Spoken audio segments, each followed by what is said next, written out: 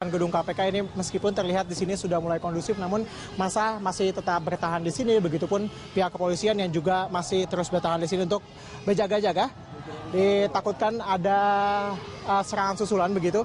Dan memang tadi kronologisnya sebenarnya ini awalnya demonstrasi ini berjalan dengan tertib dan juga dengan damai. Ini diawali dengan adanya gerakan Hidupkan Masyarakat Sejahtera atau gerakan HMS. Yang ini ada ratusan orang di depan gedung KPK. Ini dengan damai mereka juga membawa alat musik, bernyanyi begitu.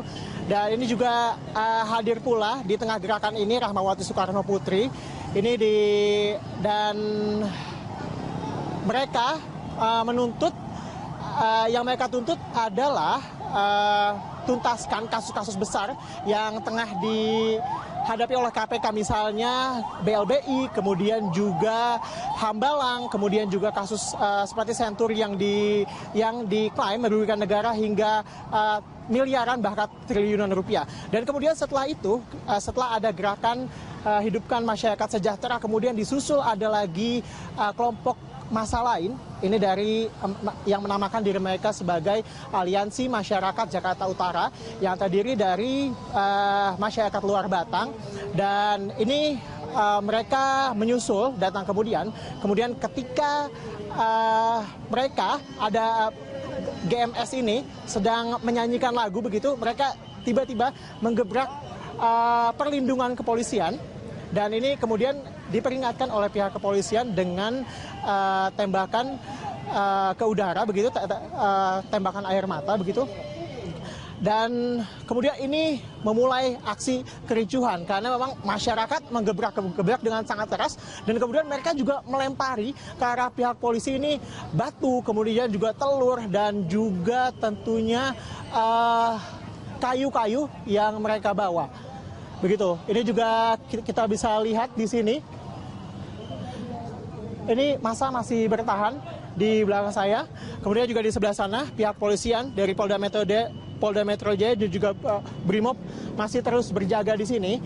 Mengingat bahwa dari kejadian ini ada 6 hingga 7 orang, kami belum dapat mengkonfirmasi ada 6 atau 7 orang ini yang diamankan oleh pihak kepolisian. Dan massa di sini masih berupaya untuk bernegosiasi dengan pihak kepolisian untuk dapat membawa pulang kawan-kawan mereka langsung, jadi tidak perlu ditahan atau tidak perlu diinapkan begitu. Mereka masih bernegosiasi dengan pihak kepolisian untuk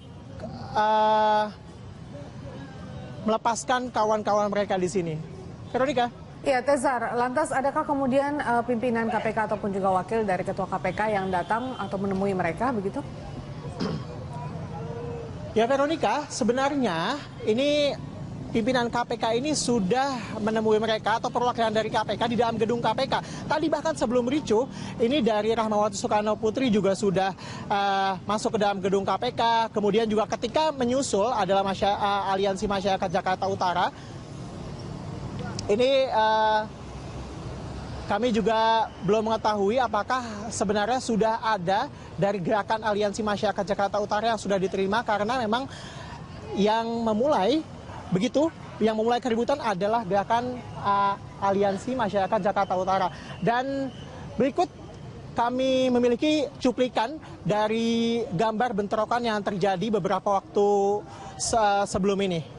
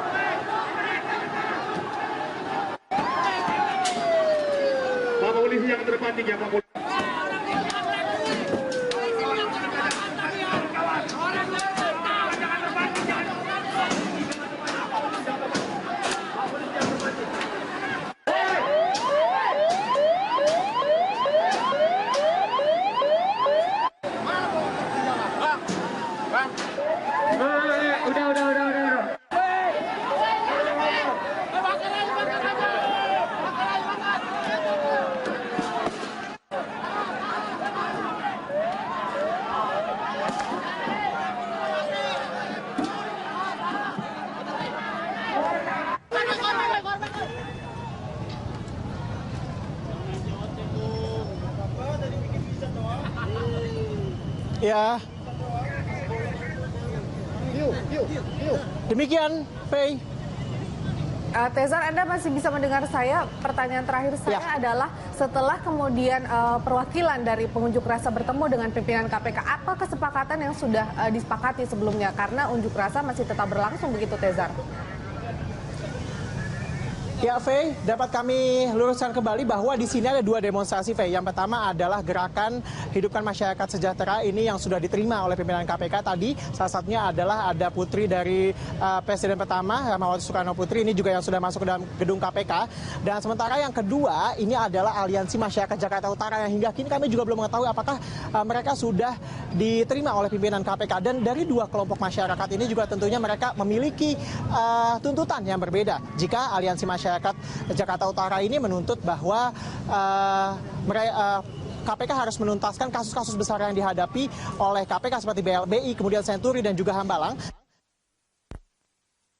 Mereka memiliki tuntutan yang berbeda. Ini adalah mereka menuntut agar penggusuran di beberapa wilayah pemukiman warga Kampung Pulo, Kalijodo, dan Pasar Ikan ini tidak dilanjutkan dan juga ini dapat mementingkan kemanusiaan dan juga rasa keadilan. Dan mereka juga menuntut bahwa Gubernur DKI Jakarta ini harus diusut dalam kasus lahan sumber waras, kemudian juga dalam kasus proyek reklamasi Teluk Jakarta. Sementara ini memang dapat kami ceritakan bahwa di sini ini mereka masih bernegosiasi dengan pihak kepolisian terkait dengan kawan-kawan mereka yang saat ini sedang diamankan untuk dimintai keterangan. Ada 6 hingga 7 orang dari pihak Aliansi Masyarakat Jakarta Utara yang tadi diketahui ini diawali dengan menyerang pihak kepolisian dengan melemparkan telur dan juga melemparkan kayu-kayu yang mereka bawa saat berdemonstrasi. Ya, Faye, sementara itu memang di sini juga kepolisian dan juga massa masih terus berjaga di sini. Faye. Baik, terima kasih Tezar Aditya, selamat bertugas kembali. Dan pemirsa, demikian tadi laporan dari reporter Tezar Aditya dan juru kamera Amin Subarkah dari gedung KPK Jakarta. Dan News Update akan kembali 1 jam mendatang. Sampai jumpa. Eksekusi terhadap ratusan bangunan liar yang berada di lahan milik PT KAI Daop 4 di Semarang, Jawa Tengah berlangsung ricuh. Akibat kericuhan itu, 7 orang polisi dan sejumlah warga lainnya terluka.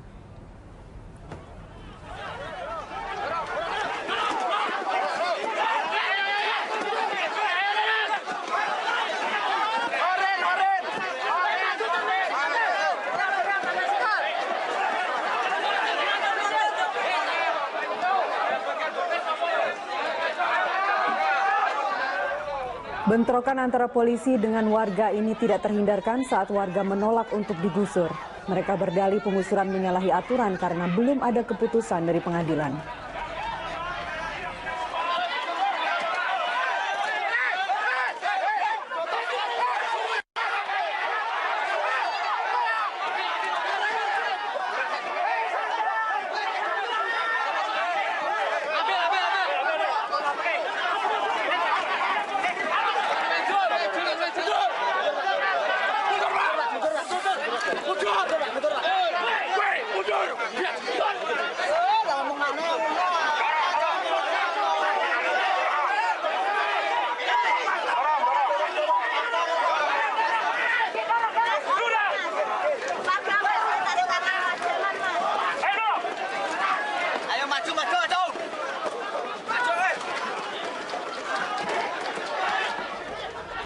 Kericuan mereda saat Wali Kota Semarang, Hendrar Prihadi, datang ke lokasi. Akhirnya warga menyepakati 17 rumah yang belum dieksekusi akan dibongkar sendiri.